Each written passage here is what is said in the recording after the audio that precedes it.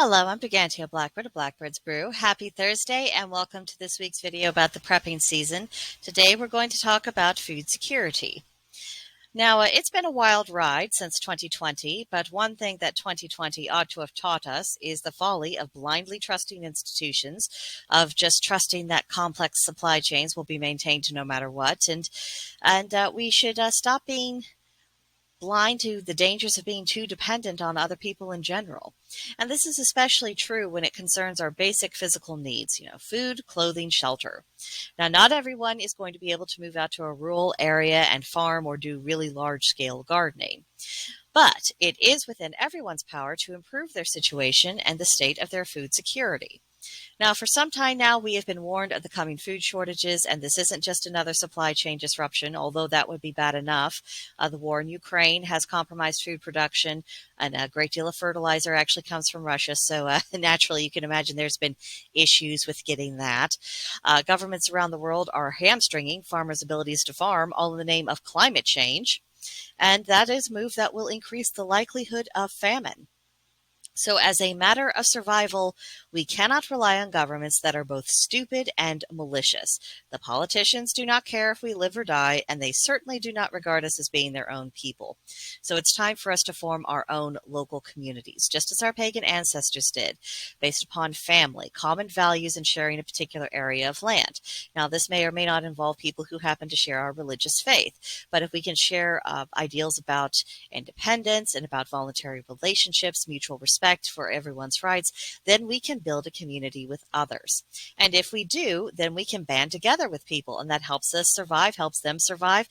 Between all of us, then we probably have resources and skills that we can trade around, and that makes everyone better able to weather economic downturns more successfully.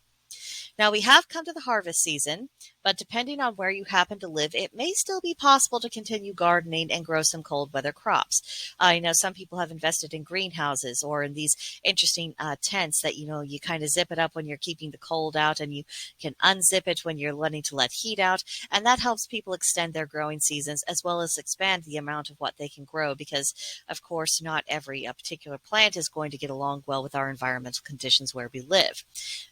Something that can help it.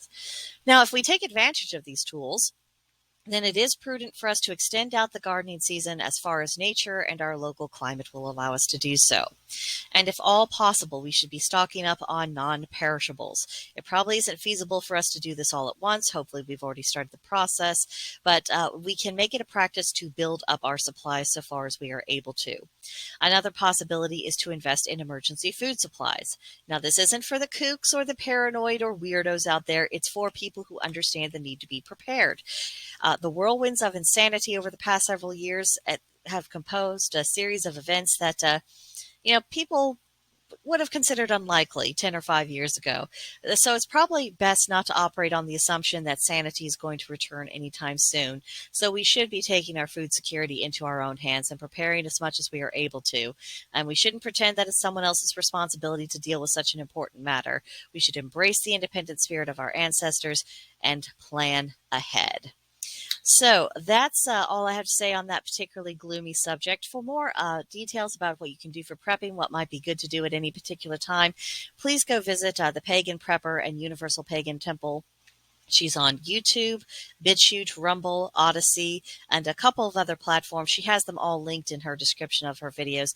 Please go and see her. She has a lot of practical advice, some good experience, and she's a pagan as well, so she's looking at these things through a similar worldview that we are. So definitely worth checking out.